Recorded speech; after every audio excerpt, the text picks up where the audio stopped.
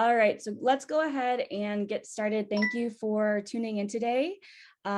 Sorry, my icons are dinging.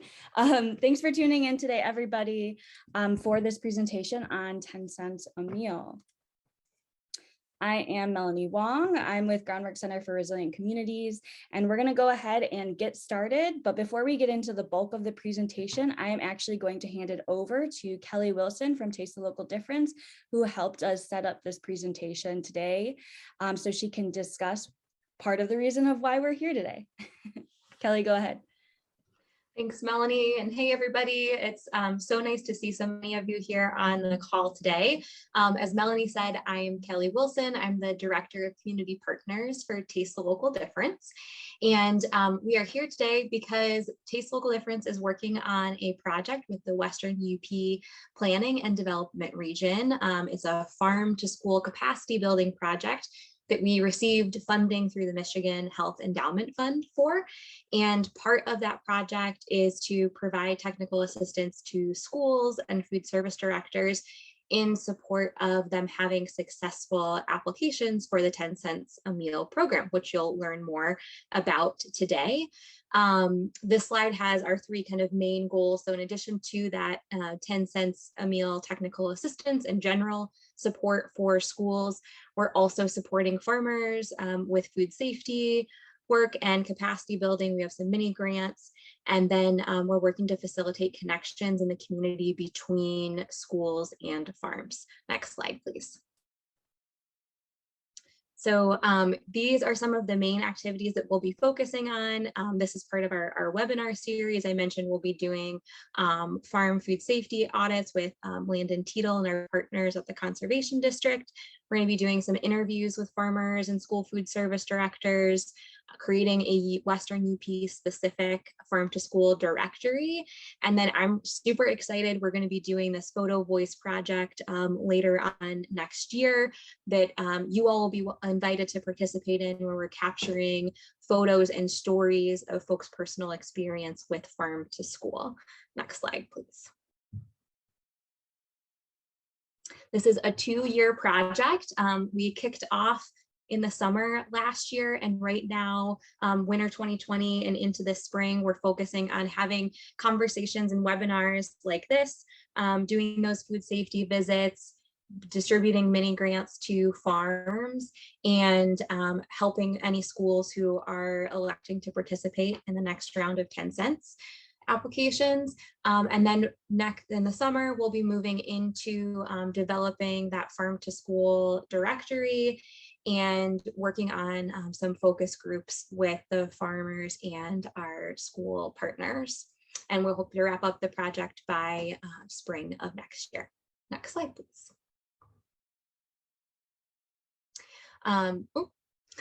Thanks, Melanie. Just wanted to call out all of the partners who are participating on this project with us. So in addition to Groundwork, the Western UP Planning and Development Region, Michigan Tech, they're helping with evaluation, Portage Health Foundation, the UP Food Exchange, the Michigan On-Farm Produce Safety, so I mentioned Landon, and the Conservation District, and then MSU Extension as well. And my colleague, Alex Pelzowitz, is on the call too, and I know she wanted to say something real quick about the project as well. Yeah, I just wanted to say, I know there's a lot of folks on the call that are not necessarily in the Western UP, and that today's webinar is about 10 cents, which is still accessible to everyone in the UP. One of the things about included in this grant is some time for me to facilitate a UP-wide farm to school group, which I'm doing through my role in the UP Food Exchange. So if there's anyone on the call who would like to participate in that UP-wide farm to school group, it's a place to give present requests, offers, ask questions, or just get to know different programs that are happening across the UP. So just wanted to mention and thank everyone for joining us today. Thank you, Kelly. Yeah, and if folks have questions about the project or you want to stay in communication about what's going on, please feel free to drop your email in the chat. And I will collect that and make sure that you are included in any communications we have moving forward. Thank you so much. Awesome. Thank you, Kelly, for giving us a little bit more background of why we have assembled all of the great people who are working in food systems in the UP. All right, next slide. So good afternoon and welcome, Western UP community. Thank you for being with us here today to learn more about how your work in your communities connects with 10 cents a meal. I am Melanie Wong from Groundwork Center, who is the communications and advocacy partner for 10 cents a meal that's implemented by the Michigan Department of Education. I'm a registered dietitian with a background of working with child care providers in the child and adult care food program. So 10 cents is really amazing for me to be involved with, because I love the fact that child care centers are now included in the program as well.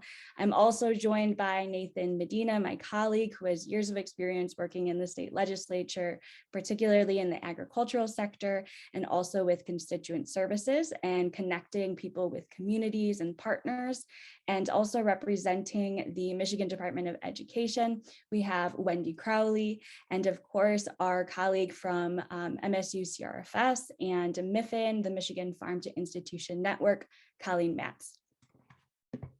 So these are some of our partners who are involved with the implementation of 10 cents a meal and support for the program here in Michigan. Oops, jumping ahead. Okay, so today we have some learning objectives, and they are to identify the goals of 10 cents a meal. We really want to give you a background about the program. We're going to be talking about some of the history. So really being able to identify what 10 cents a meal is for, to be able to recognize its impacts, and also to learn how to support schools and early child care centers in applying for the grant, as well as best practices if you are a food service director or an eligible prospective grantee, some tips for how to apply for the grant. And then also identify resources and opportunities for engagement to support 10 cents a meal grantees in success. So on the menu today, our agenda, we are going to do a broad overview of 10 cents a meal with discussing impacts, history of the program. We're going to go over our wonderful partner introductions and talk about some resources that can assist you with both supporting the success of the program as well as applying. We're going to actually go through a little walkthrough of the application, because the application is reopening for a second round come the end of January, and Wendy will be getting into that a little bit more later on. Talk about best practices for applying and how community partners can help, and of course, saving some time for discussion and questions. But first, we like to start with a story to kind of show the color the program of 10 cents a meal and show why it is so amazing. So on the screen, you see a canned peach, and it is delicious in its own right. But I think we can all agree that a canned peach is very, very different than a fresh peach. And so this is a quote that we have received about kids actually trying fresh Michigan peaches, and it says they were very intrigued with the peach fuzz.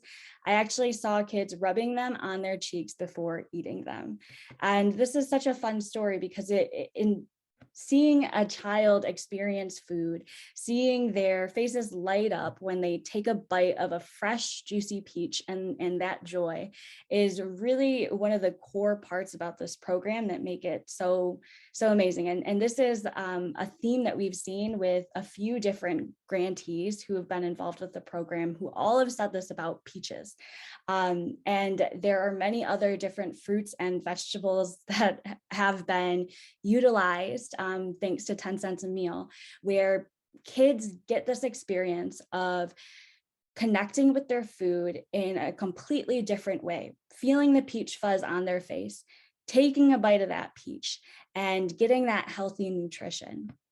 So we always like to kind of come back to this, and we'll talk more about the goals of the program later, but come back to this as kind of like a lighthouse of why we do what we do, why this program is so impactful and such a resource for our kids of Michigan and our farmers. So what is 10 cents a meal? 10 cents a meal is a competitive grant that matches schools and eligible early childcare centers spend on Michigan grown fruits, vegetables, and legumes with grants up to 10 cents a meal. 10 cents a meal for Michigan's kids and farms is designed to improve daily nutrition and eating habits for Michigan's children and invest in Michigan's agriculture and local food business economy. So how does it work?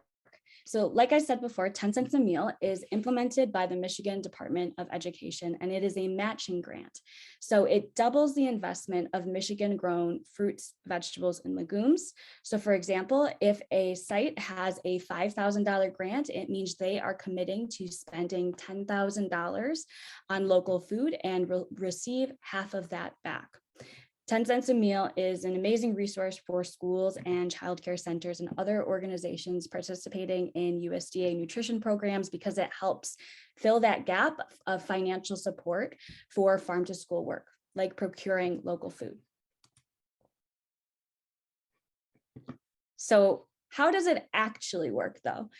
So first, a prospective grantee would apply, and then they would be awarded funds by MDE. Next, purchase and serve Michigan grown fruits, vegetables, and dry beans and conduct food and nutrition marketing and education. And then the grantee also submits the invoice data and participates in surveys. And that data the survey data really assists with telling the story of 10 cents a meal. It's how we get those amazing quotes like, I saw a kid rubbing peach fuzz on their face, and really helps to bring more life into the program other than just saying we help reimburse you for Michigan grown foods that you serve. And then grantees are, of course, reimbursed up to 10 cents per meal for each meal or snack that contains Michigan grown food. So, like I was saying, that invoice data and the survey data that grantees provide as a part of the program really helps to tell the story for communities, for policymakers, and all interested parties about the impact that the program has. So this is one of those data points that we've gotten. In the 2020-2021 grant year, grantees purchased 63 different fruits, vegetables, and legumes that came from 109 farms in 40 counties. And the produce included everything from apples to kohlrabi to winter squash to microgreens. So why does this matter? Because it hits on those two main goals of the program, which are supporting kids' daily nutrition and being able to help farmers get more business. So here's a quote about 10 cents a meal. 10 cents a meal is a way to reach students with new produce, get them to try produce they say that they don't like, and it can change their generation and the generation to come for the better. 10 cents a meal nourishes Michigan's kids by expanding children's experiences with new flavors, even if it's as simple as having different flavors of apples. It provides financial support to expand meal offerings for students and children and improve meals while supporting Michigan farmers and strengthening local food systems. It also engages the community, offering food service opportunity to collaborate with community members, health practitioners, educators, and parents, all while helping children to see their community reflected back to them, which is a key component of MDE's supported whole child education approach. So how it started versus how it's going. Groundwork piloted 10 cents a meal in Northwest Lower Michigan beginning in 2013 with a focus on increasing local food purchasing in schools and working to build the case for this innovative farm to school program. And in 2016, the program then transitioned into a state pilot program. And since then, 10 cents a meal has grown significantly. We now have 228 grantees statewide that are serving over 553,000 children. Instead of just school grantees, we now have grantees in the early childhood education community and even other community organizations who are participating, such as residential childcare institutions. So from 16 grantees to 228 grantees in the span of 5 years, it is 11 times more children impacted. That's a lot of kids. That's a lot of kids, and that's a lot of money on the table. There's $5 million for this year for the program, and we are about to grow again because we are opening the application up again at the end of this month. Or MDE is opening the application again at the end of this month. Okay, so there are a few different things to note about the grant application. So MDE implements the grant and the grant application, and we actually were able to, with our friend Whitey Crow, update our grant application guide. So this guide really helps to walk through the application and all of the main components that food service directors and other community leaders who are applying for the grant will need to have the information for.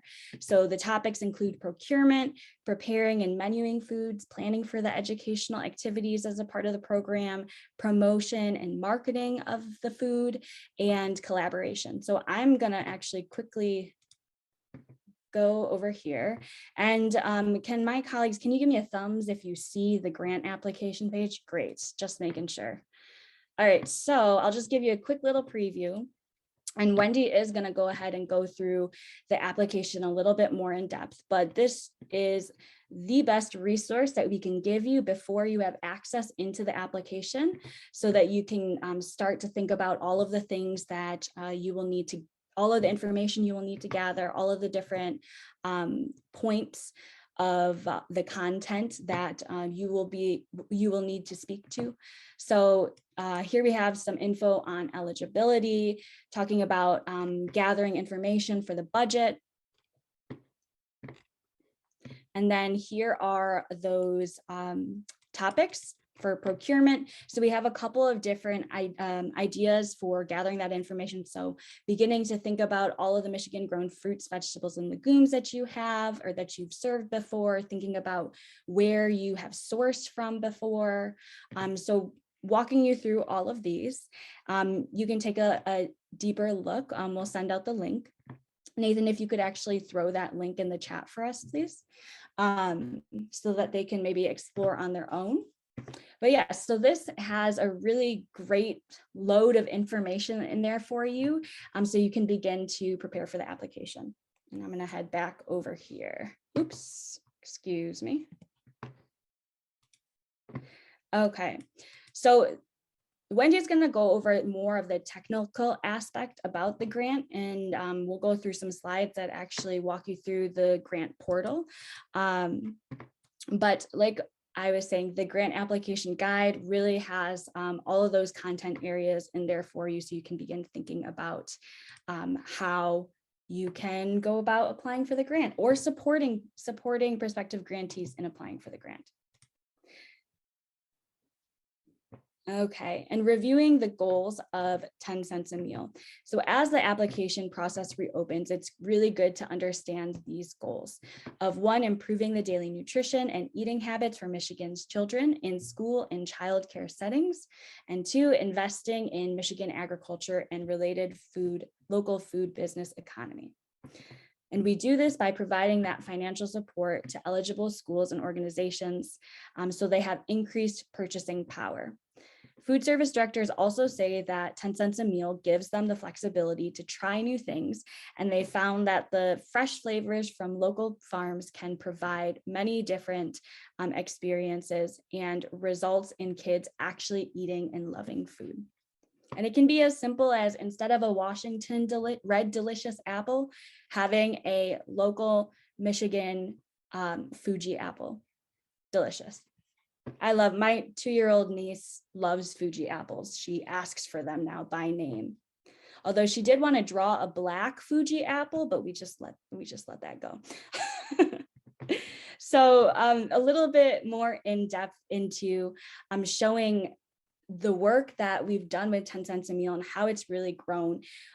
Michigan State University's Center for Regional Food Systems put together this 10 cents a meal framework that really walks through the problem statements, what the program does, the results for children, the results for suppliers, and this was collaboratively developed by MSU CRFS in collaboration with different 10 cents a meal partners. And it really gives an overview look at how 10 cents a meal is poised to support Michigan's kids and farming community to achieve the goals of the program: healthier eating habits for children, and increased sales for suppliers. The framework also provides an overview of the various entities who are involved in the program. So we encourage you to check it out as an additional resource available to you to understand 10 cents a meal and identify ways that community members can be involved and be supportive of grantees. All right, and with that, I'm going to go ahead and turn it over to my colleague, Whitey Crow.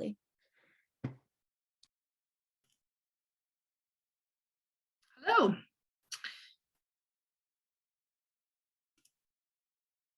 Okay. Thank you, Melanie. It's a very exciting time in our program. I am Whitey Crow. I work with the Michigan Department of Education. I have been here for 11 years. And now that this program is a permanent part of the state budget, we have funding to support a full-time position to administer this program.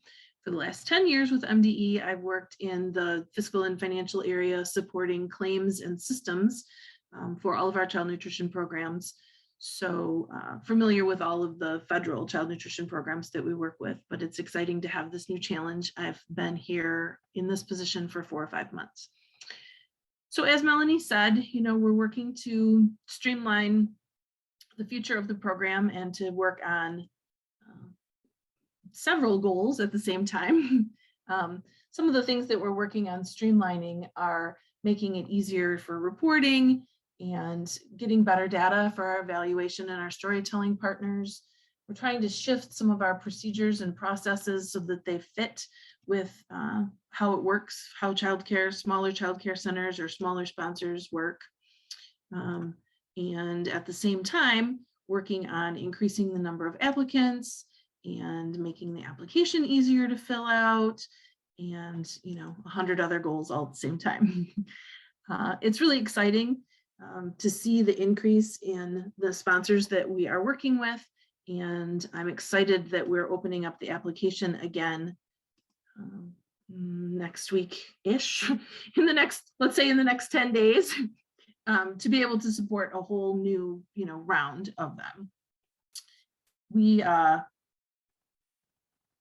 I've been on what I call a listening tour. I've been visiting people everywhere I go and talking to people. I was actually in the UP and I met with Mike last week, and just to see what's going on and to see what the barriers are and to see what people are working on across the state, to see how things fit together, and to learn all the cool things that are happening. One of the primary goals from the legislature and from our internal work group team is to increase the number of non-school sponsors that are participating.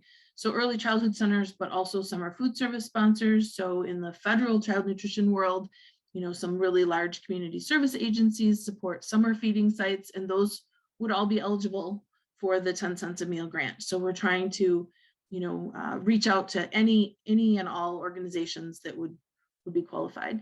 To be eligible for the program, you need to be the fiscal agent or the primary sponsor in any of our federal child nutrition programs. So the sponsor of unaffiliated child care centers, to be the sponsor of a summer food service program, to be a school, all of those would all qualify. Next slide. I lost my, there we go. Okay, so this is the application. The screenshots that we're providing today are screenshots from the previous version of the application. Our new version's not quite ready for prime time. We have fixed a few typos, rephrased a few questions, added 2 new questions, but this is close enough for you to be able to see what the format and the length and how really it is easy, this application. So while we want potential grantees to be prepared and to think through what they're doing. It's really not a very time-consuming or very complicated application at all. This, feel free to ask questions as I go through, or I can take questions at the end. So this first page is just general and contact information. The most important thing here is to look for typos and make sure that the primary person is the main contact person. This main contact person is the person that we send all of our evaluation surveys to first, the person that we send all program information to first. So we really want this first name on here to be the person that's going to handle the day-to-day communication with us and our partners about the application. The secondary contact needs to be a different person, both because of turnover in organizations and also because if we have a typo or an error in your email, we want to be able to find somebody else at your organization. So please encourage potential grantees to give that some good attention. Next slide.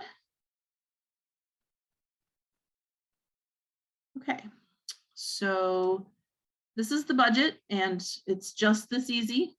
The first question is an estimated amount of local purchases in school year 21.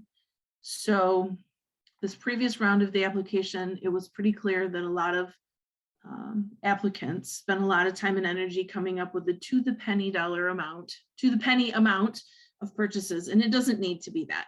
So please encourage people that you're working with. This really is an estimate. We use this information to kind of scale what the capacity of the organization is and to look at what has been done in the past, but it is not necessary to search all of your financial records and come up with an exact dollar amount of your purchases from the prior year. The second question, which is a new question in this next round, is going to be the requested award amount for school year 2022. So the answer to that question is also an estimate. We want a reasonable estimate of what you would want your grant award to be, with the reminder that it's a matching grant. So if your award is that $5,000, then you would be planning to spend $10,000 on Michigan grown and minimally processed produce, and that the reimbursement of your award would be the $5,000. There isn't any penalty if you don't spend the entire grant amount. And it actually, if you find that you need some additional funds this year, it does appear that we'll have some extra money. So if you seem to be outspending the amount that your institution is granted, you can contact us, and it's likely that there will be additional funds available this year also. Next slide. This is just an assurances and certification statement. I'm not going to read it to you, but it just goes through a certification that the grantee, potential grantee, agrees to follow all of the rules of the program. It just requires one I agree statement. Pretty easy. Next question. Or I'm sorry, next slide. Okay, so then this is there are several sets of program information question that's asked next. As we go through these, note that the questions were modified this coming ask to state what did you do or plan to do, understanding that we are hoping for a large amount of grantees that perhaps have never participated in these programs before. So for example, question number 2 will say, check all the locally grown fruits and vegetables you are using or plan to use in your school and childcare, but all of the rest of the question formats will be the same in this next round. So really, with the planning document that Melanie showed you, we would expect applicants to just think through, as she, ask them to prepare, the kinds of locally grown fruits, vegetables, and legumes that they've purchased in the past or that they intend to purchase, how they get them. There's a spot in every question to type in an alternate answer if there's something that we haven't thought about. Next slide. More of the same. So the same sorts of questions about the ways that you would incorporate this produce in your meals. We would love to hear any great new ideas that we haven't thought about. Check the ways that they're serving, in what format are they serving? You know, a lot of these non-fresh options are hard to come by in a lot of parts of the state. And so if organizations are planning or doing some of these great things, we would love to hear about it. And the equipment that's used, we share this equipment data with our fiscal and equipment services partners at MDE, because there are sometimes funds available for those things, or support with some of our outside of MDE partners for using and obtaining some of these pieces of equipment.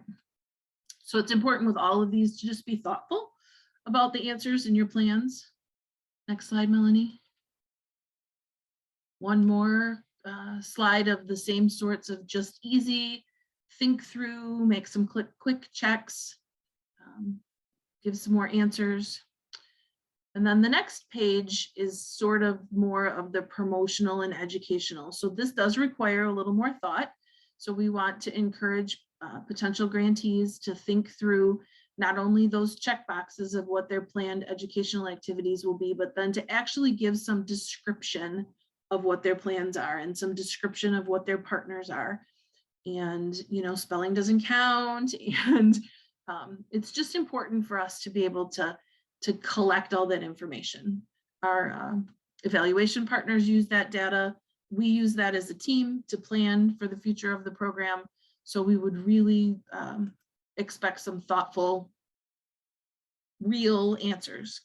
We're also adding a question in this section this year that talks about the partners or in your organization or in your community that will help you with your sourcing or marketing or reporting, because we realize that there are some barriers. So we're trying to do some planning around what sorts of other supports are necessary for applicants. So there will be an extra question here that talks about the support within and in your community for administering the program. And then, you know, that last question, what would this mean for your community? There are some really great answers in the past. So we're looking forward to seeing what the impact, what you see the impact in your community. Sorry, Melanie. You were trying to infer. We added a question, or we added a checkbox on this number 14 also for other, because as we previously mentioned, you could be serving local fruits, vegetables, and legumes in a park, for example, or in a community service agency and not specifically in one of these options. Then there's a series of quick certifications that you agree to all of these steps that are required parts of the program participation, which Melanie already outlined. And then because this is a closed version of the application, the submit button wasn't there. So I put my own in there just so you can see that there will be a submit button, and that's it. So a grantee who was the primary person that does this purchasing and food service, a food service director equivalent, who's had a few minutes to mentally prepare for the application, I would say could complete the application in 30 minutes or less. And even somebody who isn't the primary person for that could do it with minimal contact with other partners in their organization.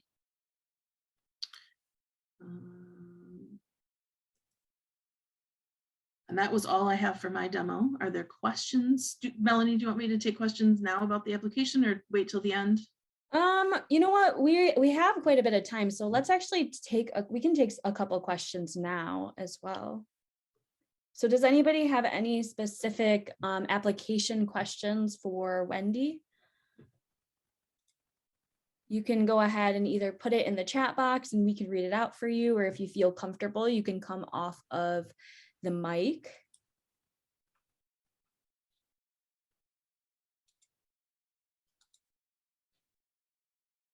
Hey, Wendy, this was really great. And I have a question. So I don't know if you know, it's not necessarily about the application, but I think my follow-up was, what is after, so say someone's awarded, what is kind of the process? Is there any reporting or anything then during the grant? Yeah, sure, I could talk about that. So this grant covers the performance period of September 1st through August 31st. So September 1st of 2021 through August 31st of 2022. So a new person who is applying and is awarded, let's say the middle of February, would be able to go back to September 1st if they have the documentation to show that they purchased qualifying fruits and vegetables and legumes, and that they menued them, or production records that show that they served them to students. And then you submit a summary of your invoice data and a summary of your meal counts. We are not yet at the point where that submission site is available. We're having some issues, some technical issues, but we plan to issue potential for reimbursement 3 times before the end of the year. So our first projected time was March. I think we'll still hit that. So let's say that you're awarded in the middle of February and you have some receipts, let's say apples. So anybody who's been serving Michigan apples to kids can submit those receipts, those invoice data, and receive a partial payment already by March. Then there's 2 more times that we'll collect invoice data. If you choose, you can wait until the end of the year, submit all of your invoice and meal count data at the end of the year, and receive 1 reimbursement. There also are 3 required evaluation surveys that the evaluation or the survey link comes from me, but the data is managed by our partners at MSU. And so, you know, there's that requirement in order to receive payment that you participate in those evaluation surveys. And there are questions, I'm sure that probably Colleen will talk about it, but there are questions just about what you're doing and what your barriers are and how things are going. Did that answer your question? Yeah, that was great. Thank you so much. Sure. And then I just want to touch on too that for 10 cents a meal, eligible fruits and vegetables and legumes, they can be minimally processed as well. So frozen food is okay. It just has to, if it is processed minimally, it needs to also take place in the state of Michigan. So if a farmer is selling dry beans, as long as they're grown in Michigan and also dried in Michigan, that is a-okay. Wendy, do you want to add anything else to that? I always like to say applesauce and pickles don't count because they're canned. Canned beans also don't count, so they would need to be minimally processed. The legislative definition of minimally processed is dried, frozen.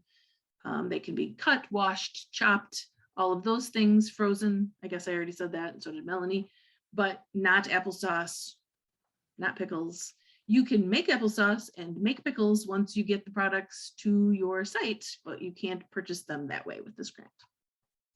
So no cooking at all. Correct. You can't get it in any kind of cooked or canned form. Correct. Okay.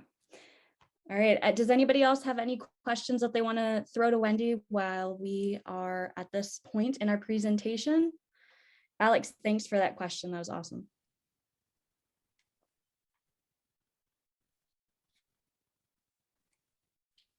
Okay. All right, well, I'm still here. So if there's more questions later, I'll be here. Yep. And I was just about to say that I don't hear anybody chiming in with any questions, so we can go ahead and move forward. Thank you, Wendy, for doing that walkthrough of the app for us. And so we also mentioned that Groundwork tested the model for 10 cents a meal. And that was really informed by the Michigan Good Food Charter, which included 10 cents a meal as one of its 25 recommendations. And the MSU Center for Regional Food Systems was the key leader in the development of the charter. So I'm now going to go ahead and pass the mic over to our colleague Colleen Matz with Center for Regional Food Systems.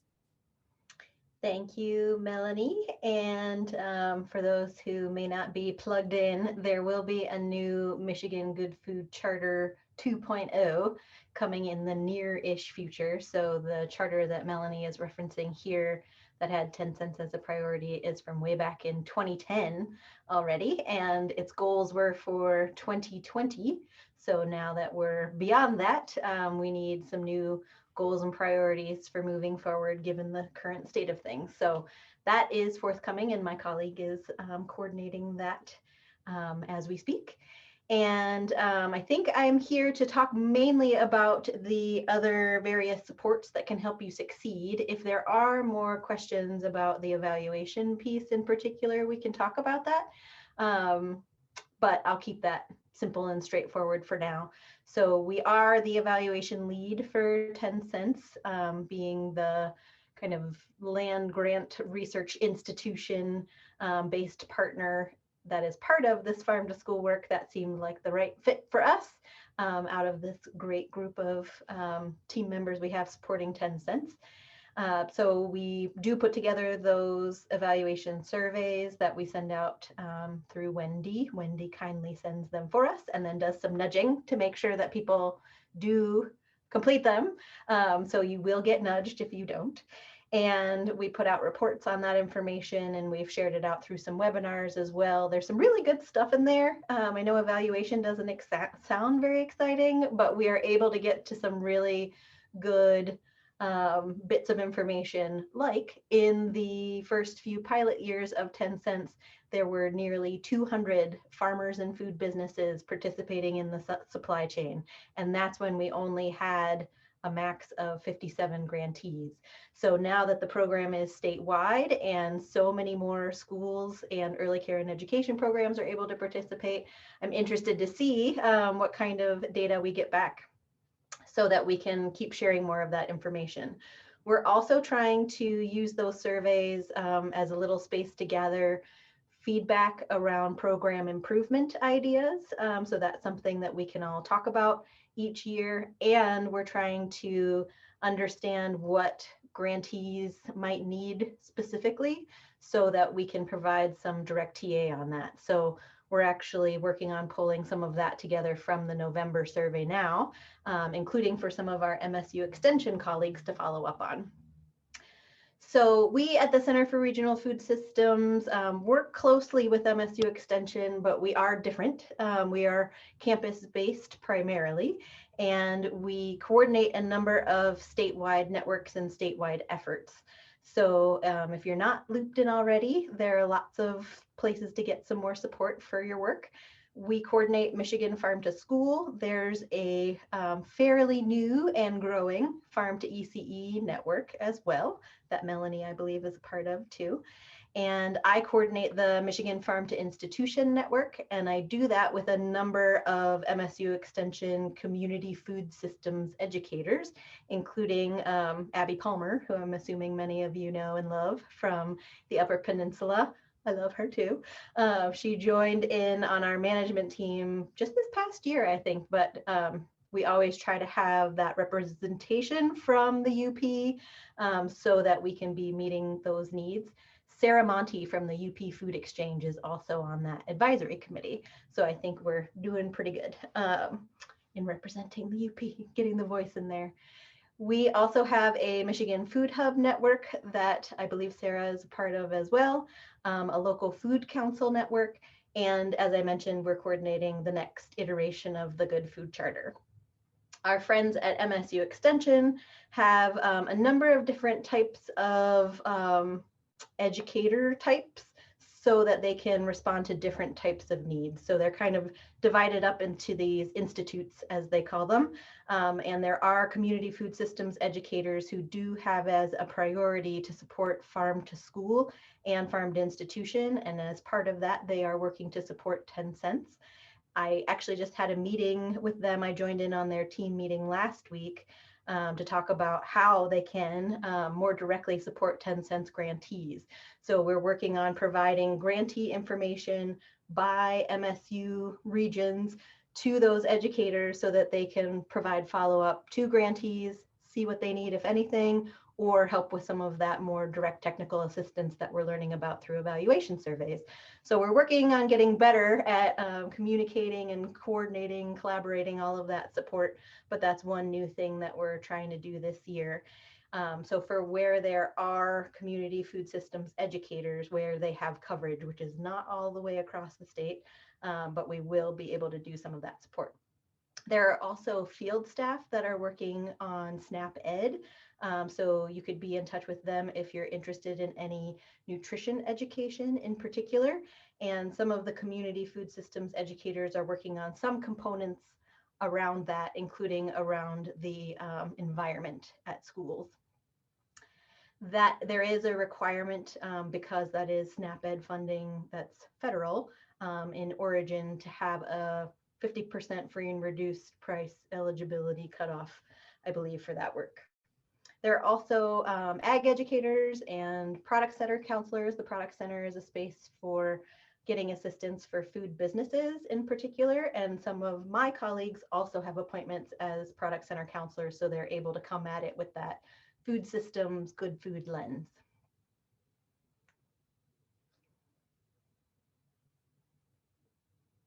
So as part of our work with the Farm to Institution Network, we have had this campaign called Cultivate Michigan. It's our local food purchasing and promotion campaign.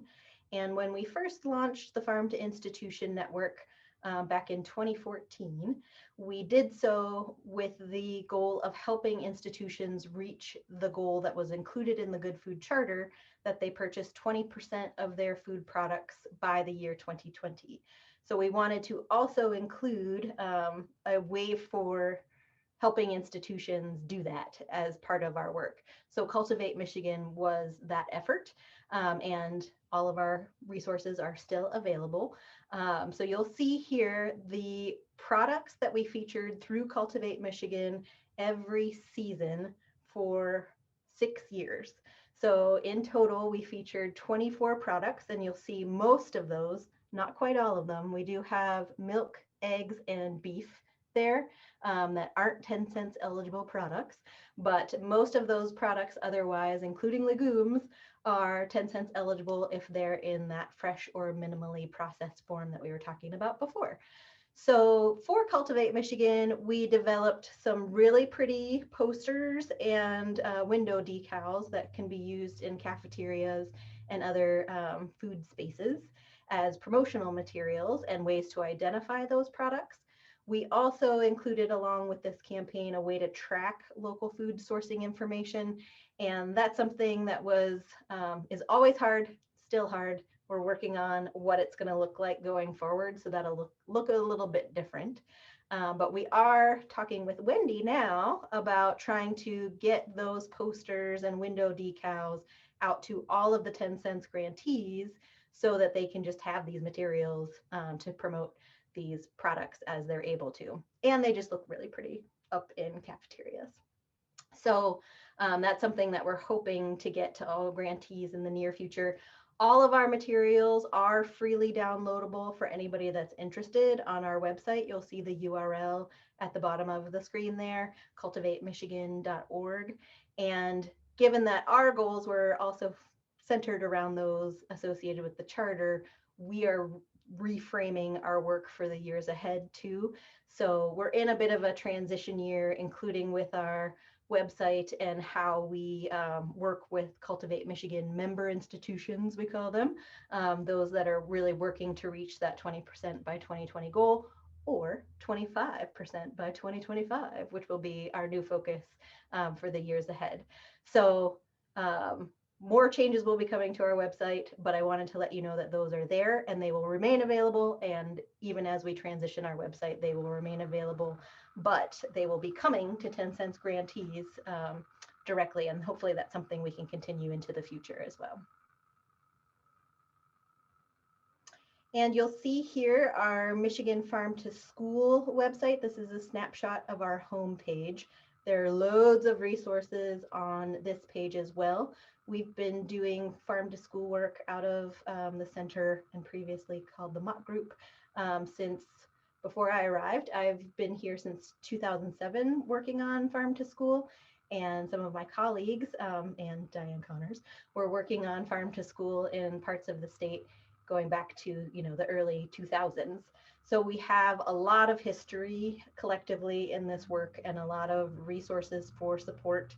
And that doesn't mean we have all the answers, but we have networks to find them also. So we can always tap into some of the broader resources that we have, like the National Farm to School Network, to get questions answered if we don't already have answers or models or strategies that have worked for others.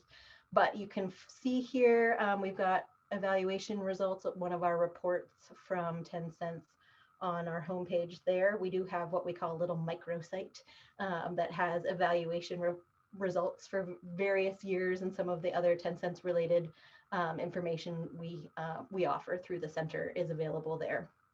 So I felt important when I got a microsite for that work. So check it out. And just to make it clear, we wanted to give you URLs, and thank you, Nathan, too, for that, URLs for some of our resources directly.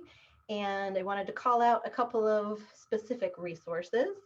So on the note of Farm to ECE, we do have a nice guide called Local Food for Little Eaters that is really designed for operators of child and adult care food programs, where we're using that frame to provide guidance on how to get started with finding and purchasing local food.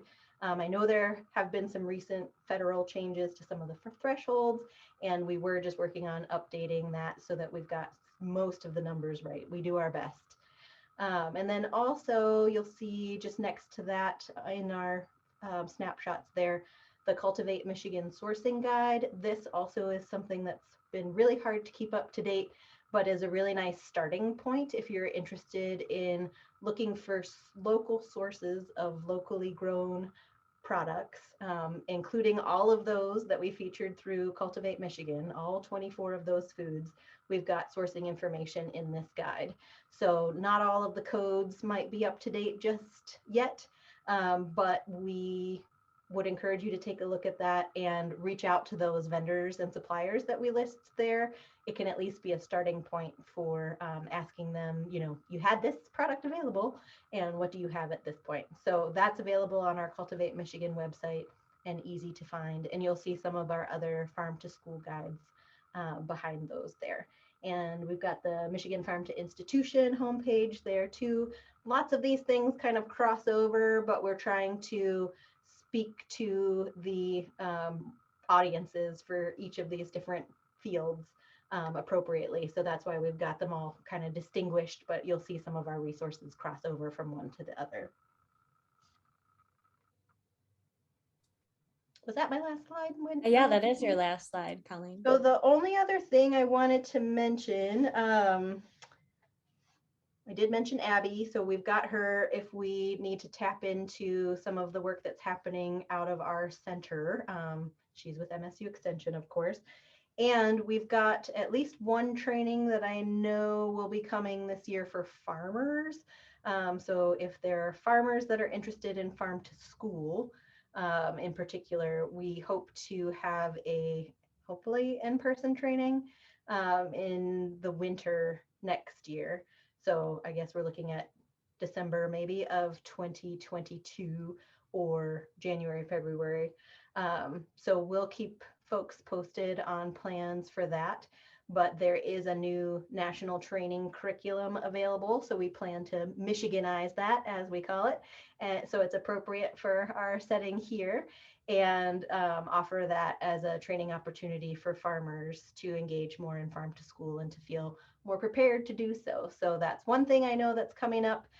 We are working on our calendar for the Farm to Institution Network right now, and I'm sure we'll have more relevant opportunities that you might want to engage in. So keep an eye out for that. And I think it's on the Groundwork Center website, also the 10cents.org website.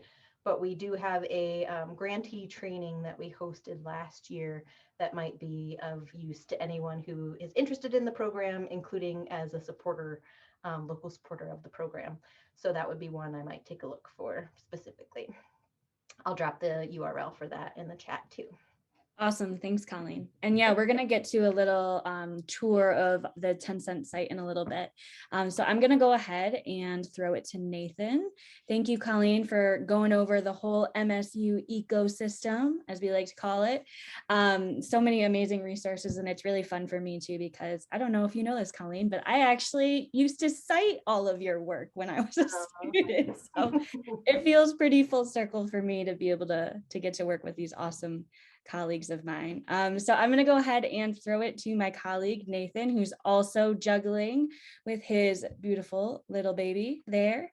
And he's going to go ahead and talk about Groundwork's role in 10 cents a meal and some resources. Hi, everybody. Thank you, Melanie, and thank you, everyone, for joining us today. It is great to be here. My name is Nathan Medina. This here is Margaret. She's 7 weeks old. She's happy to be here. but not as happy as I am. So thank you so much for having me, and allow me to introduce what we do here at Groundwork. So the Groundwork team that participates on 10 cents a meal is Melanie, of course, myself, and Diane Connors, the esteemed and venerable Diane Connors. Thank you so much for all that you've done in helping to build this program, and to really share your vision and get it to the point that it's self-perpetuating almost. As Wendy mentioned, it's a full-fledged state program, and it is embedded in Michigan's identity, which is part of what we are here to do.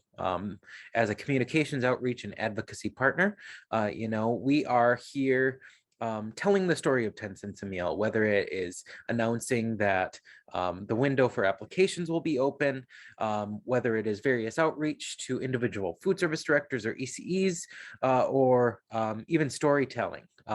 Some of the stories that you may have seen in our Facebook feed, for instance, are cultivated as mentioned in the various reports, or other reporting that is done for 10 cents a meal. Additionally, we also host a quarterly 10 cents a meal network, which my hand is not open right now, but if somebody could post that link, I would appreciate it. I actually got it right here. Never mind.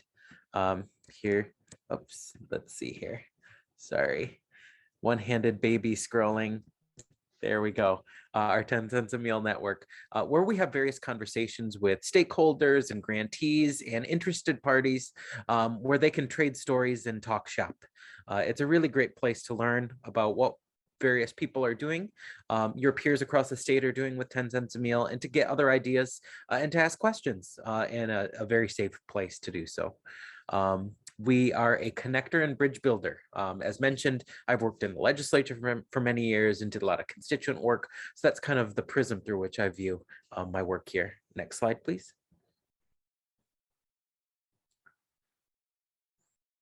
Keep up with us. We have a healthy social media presence via our Facebook, our Twitter, and our Instagram.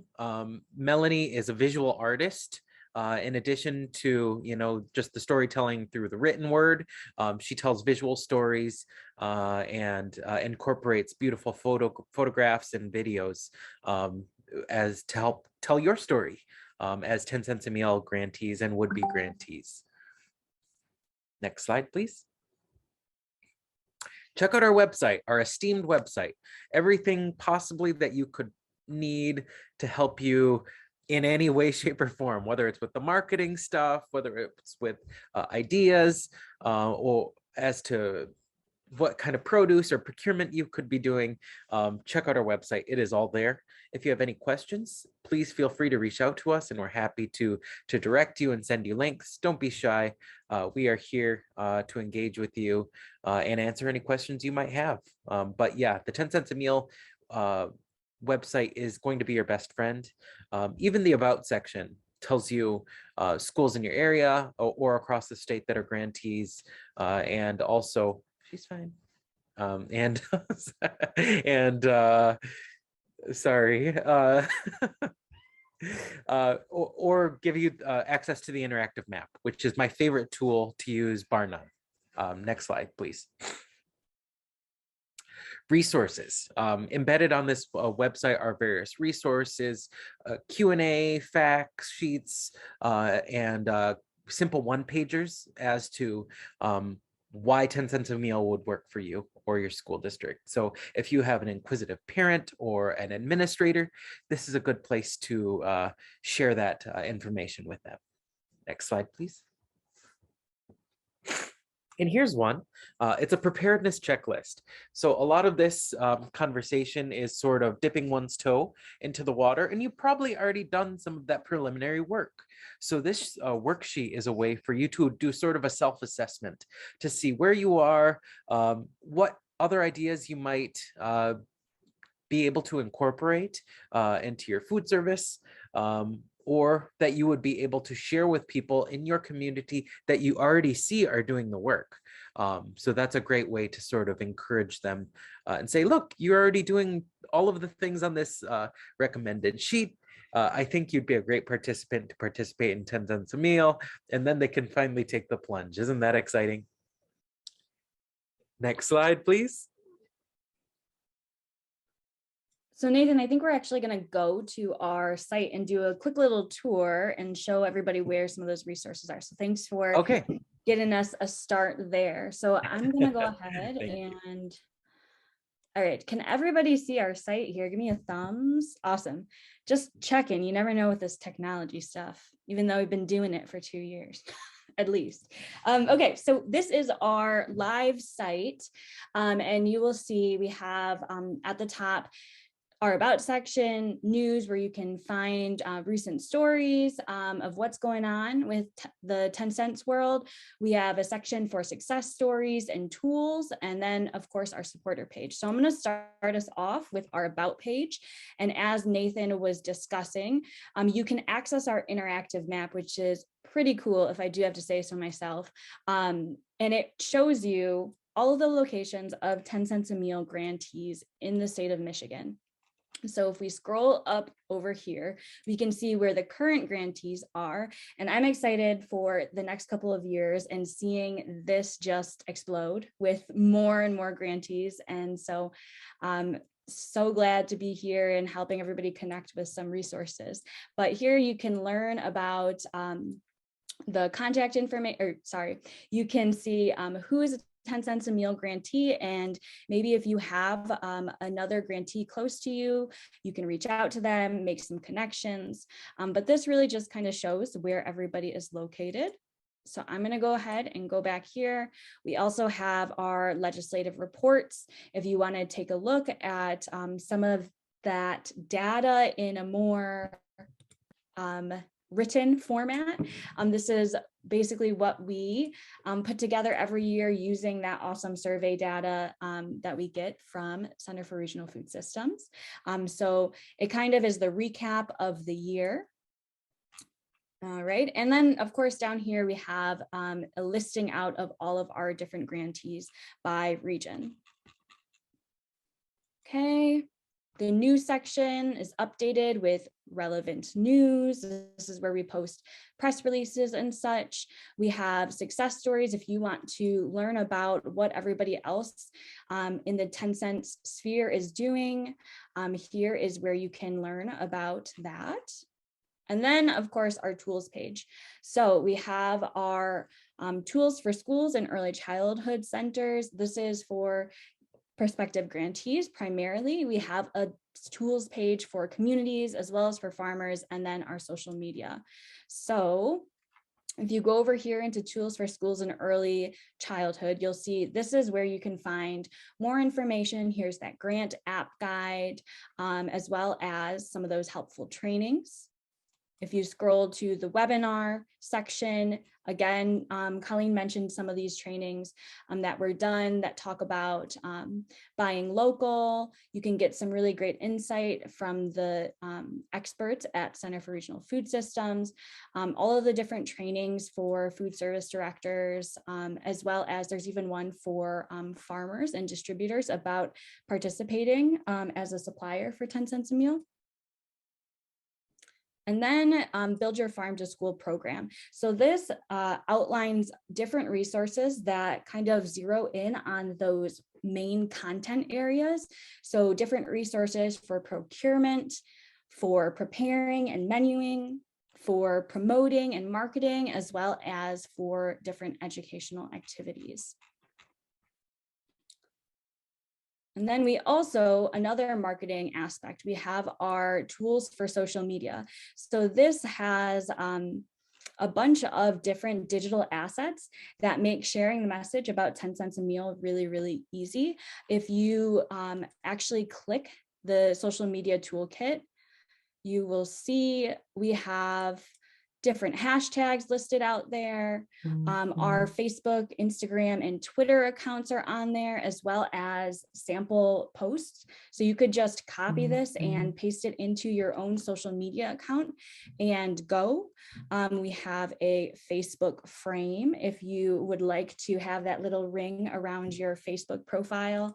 And then here it is talking about those different digital assets that you, again, can download straight from our website right over here. Just click it and it'll download for you, and you can go straight over to Facebook, Instagram, or Twitter, or wherever you would like to post, and post it on there. We also have this video, which I guess, let me see if I can play this right now. It's really short. Let me see if I can share my sound. Can't find it. All right, I'm not going to share it right now because I don't know where the sound button is, but it's just a quick 30-second video about 10 cents a meal that can be a really quick, easy way to share information about the program. And it's fun. It has a nice little jaunty tune, as Nathan likes to call it. And we have our supporter page over here where you can sign up as a supporter and receive our e-newsletter as well, and stay up to date with us at 10 cents a meal. And you can also check out a whole big, almost 1,300, I think, list of all the different supporters who have signed on as supporters for 10 cents a meal. All right, so that's just a quick little tour of our website and where you can find some of these tools. Actually, you know what? I'm going to go back one and show. For our partners and community members, we have on the tools for community section some of those tools and resources that Nathan was just going over. So a website navigation that could be very helpful, because as you can see, there's a lot of stuff on our site, a lot of really great resources for 10 cents a meal grantees and prospective grantees, as well as for the community. We have a simple one-pager, the farm to school checklist, and the why 10 cents a meal. So what food service directors are saying about the program, as well as these are some specific to the prosperity region that you're in, but they're little snippets from previous legislative reports to kind of illustrate the work that's been done in specific regions of the state. All right, so I'm going to go back here and we're going to go ahead and start to wrap up. So how can UP community partners help? So food and nutrition education, educational activities, marketing and promotion, sourcing local. These are all different areas and components of 10 cents a meal that really community members can assist grantees and potential grantees with. You know, we have the UP Food Exchange here with us today. It's a fantastic resource for sourcing local food. Abby Palmer, I believe, is with us today with MSUE, and we talked about all of the host of resources that Michigan State University can offer. And so connecting with your local extension staff member about trying to get connected to these different resources is also a great thing to do. Taste the local difference, of course, being a partner on this grant. You know, have lots of marketing and promotion opportunities and resources that are available on their website. You can also check out their website for finding sources of local food. There's a whole host of different resources that are available to the UP. And, you know, we're here today to try to encourage you to connect and to start having these conversations with the community members and organizations who are doing this kind of work, because you know, the deeper I get into this work, the more I realize that so much happens from just this, and having a bunch of people in a room together, virtual, unfortunately right now, room together and having conversations and saying, oh, I know a person, or oh, maybe they such and such could help me with this. You know, there have been 10 cents a meal grantees who have connected with parents who have said, oh, you know, I want to see more local food. And, you know, they actually end up doing some of the promotion and marketing work for that, or, you know, helping out with that. So as community members, you can do everything from connecting grantees or potential grantees with a source of local food. You could volunteer for helping conduct different taste testing events. You know, if you work for a healthcare institution and you have community outreach, you know, there could be opportunities for tabling events, and all of these aspects are aspects of 10 cents a meal that really help to bolster the success of a grantee. All right, so thank you so much for joining us today to hear about 10 cents a meal and how we can kind of jumpstart this and push it forward more into the UP region. You know, it's been great to chat with everybody today, and I am gonna show some context here. So, you know, part of this presentation is also to help everybody know the different partners who are involved and where they can go for help. So Wendy at MDE is really the contact for anything that has to do with the technical aspect of the program. So implementation questions about, you know, where do I send my invoice data? Or, you know, when am I going to get paid, Wendy? She is your person. She is your person for those questions.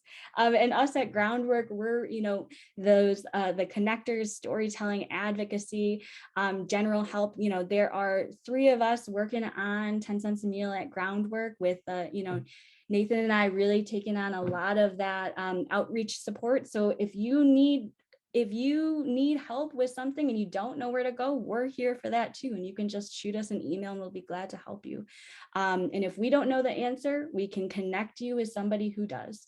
And then, of course, on our MSU front, same with Colleen. I'm sure that Colleen would be happy to connect you with somebody in your region if you have a specific question. And then I just put up here Garrett Ziegler's contact info too as well, because he is a community. Colleen, can you help me with the name of his role? Community Food Systems Educator. Thank you. Yeah. Community Food Systems Educator with MSU Extension. So there's lots of different contacts available for you to help get you started. So many different resources as well. And just going to wrap up with some save the date info. So Nathan had mentioned, I believe before, our 10 cents a meal network meeting. So our next one will be on February 17th from 2:30 to 3:30. It's just an hour long. It'll be a virtual meeting. Nathan dropped the link to the registration back in the chat for us. And we're actually going to be hearing from a variety of 10 cents a meal grantees and producers / distributors. So we want to kind of exemplify these different partnerships that are possible. So we have one grantee who has been working directly with a farm. We have another who's working with a food hub, and we have another grantee who is working with a food distributor. And so we have representatives of all of those different partnerships who will be speaking with us. So come and join us if you have the time, and we would love to have you. A couple other save the dates. We have the Northern Michigan Small Farms Conference. Nathan will actually be doing a presentation with some colleagues and touching on 10 cents a meal then. So if you are a farmer, definitely check that out. We have the link over here. And then also there is a MIFIN meeting on supplier diversity that'll be happening on February 8th.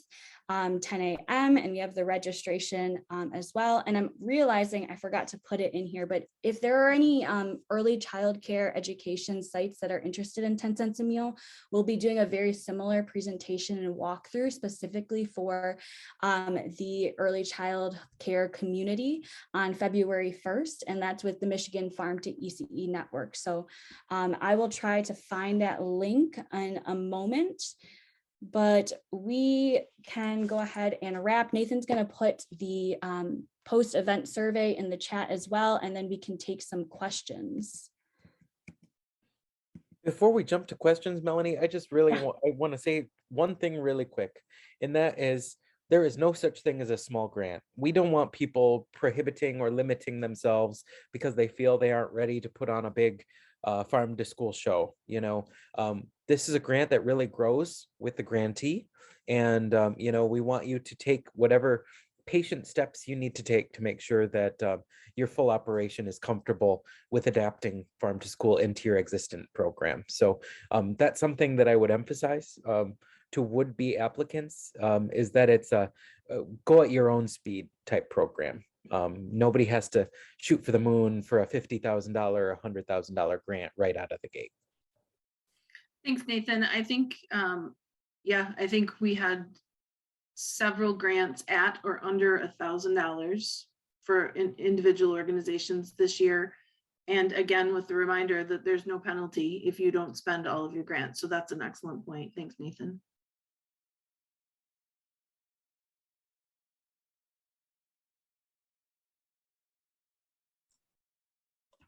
Okay. So does anybody want to hop on and ask some questions? We have the team assembled, so now is a great time for that. I'm going to drop that Michigan Farm to ECE network meeting in the chat box as well.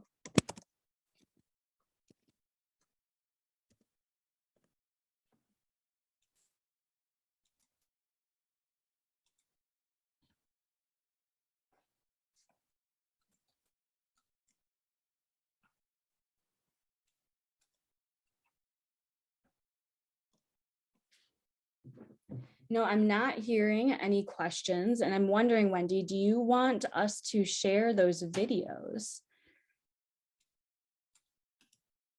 I emailed you the link to the one that I recommend. Okay, let me take a look real quickly. So as part of one of the grants that we're working with, we are working to create a 10 cents a meal video that is a beautiful commercial for the work that our grantees are doing. We are copying the work that our colleagues did with a farm to school grant, and they created 7 videos about farm to school. One of them is about sourcing, one of them is about school gardens, one of them is about procurement, and they're beautiful, and they are 5 minutes from being completely publishable. They don't have all of the approved USDA non-discrimination statements in them yet, but we wanted to just, if we had time, give a preview of what they look like, and you'll just have to imagine what the beautiful 10 cents one will look like too. That one follows by a couple months, but it will be available to any of our partners to use in promoting what we do. Awesome. And I'm trying to do the sharing of my sound. So give me one moment. I'm wondering, is Kelly still on the call or did Kelly have to hop off? Alex, do you know? Yeah, Kelly had to hop off, sorry. Okay, just wanted to check in if there was anybody from the grant team, if they wanted to share anything. I'm gonna put this in the chat. Just wanted to thank you all for presenting this information, and thanks folks for joining. And then just a reminder that we have that UP Food Exchange farm to school meeting. We meet every other month, and it's open to food service directors, it's open to teachers, farmers, or organizations working in programming around farm to school. Like I said, we meet every other month. Our next meeting is March 10th. We meet Thursdays at 3, and just shoot me an email if you want to be included. No pressure to attend and no pressure to share. It's just an opportunity to give some updates or ask questions or offer things to folks. But yeah, thank you so much for your presentation today. It was really nice to learn more about the process for schools in particular in this. Awesome. And Alex, I know you had that ask about the recording, and we are recording, so I will get that together and send it over to you so that it can go on any websites. And so with that, I think we've covered everything, and I was able to get the sound to work. So I'm gonna play this video, but if you have to go, no problems there. So I'll just go ahead and play this, and we will see how it goes. Give me a thumbs if you can hear it, everyone.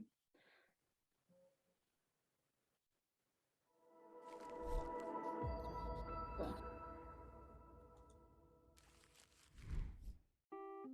When my oldest son was going to school, I would do lunch room duty as a parent, and I would see what kids are bringing to school, and there was a lot of processed food there. It was almost all processed food.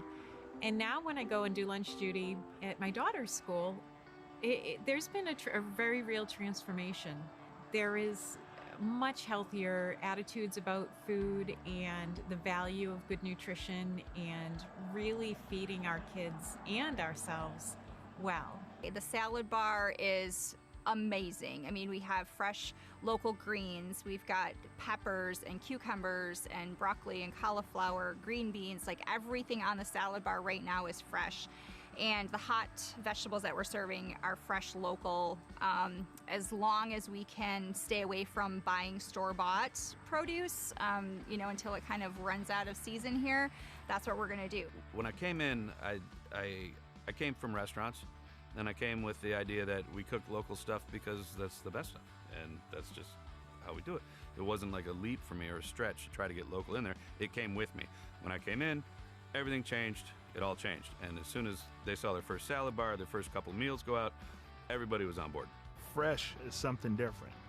And knowing that it's local is something different. The health value of it is a little bit different. So for me, the farm to school, the freshness, it just brings a whole different aspect to your plate while you're eating. So typically when I'm looking at menus and I'm creating the menus, I will take information from Cherry Capital, what is fresh, what is in season. I will take information from GFS, what is from Michigan, what is in season, and then I highlight that monthly on our menus. Now we always do Michigan apples, but we try to do a vegetable and a fruit highlighted each month. Cultivate Michigan is also a great place. They have a lot of resources and materials, posters.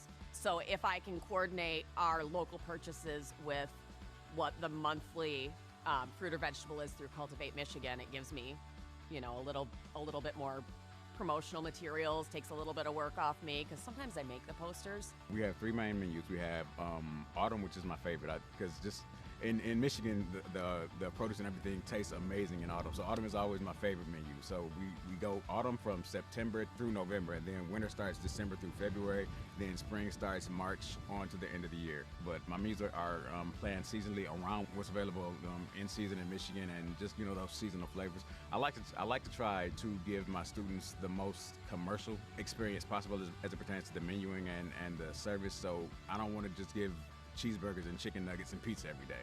Like I want to do roasted butternut squash. I want to do fresh vegetables. I want to do baked potatoes if I can. So to the extent that I can, that's what we do, and that's why we plan the menu seasonally around what's available. So we have something called Try It Tuesdays. That's when we can offer a new Harvest of the Month item to students to try, and they get to vote whether they tried it, liked it, or loved it. There's no option to not like it. You tried it, you liked it, or you loved it. And one of the 4th grade students was so excited about that. She took the brochure home with the recipe on the back, and she made it for her family each month that they did it, and started her own Family Fridays. When we get our produce from the farmers, it brings us back to the day when we actually used to make things from start to finish from fresh. Although nowadays the time doesn't allow us to. We feed, a lot more children, as I'm sure all the districts are in the same situation. And so what we do is usually on days that I have the farm fresh items, that is a day that my staff can get a little more time. So we account for them to have the time to the process that it takes to get that fresh item out. From a production standpoint, I've had people tell me that, other directors, we don't have time to prep that. That's when farm to freezer comes in. The first time I did this root vegetable hash, I had all fresh beets, all fresh turnips, and my staff and I did a PD where we learned some knife skills, and we peeled and we diced, and our wrists hurt for 2 days.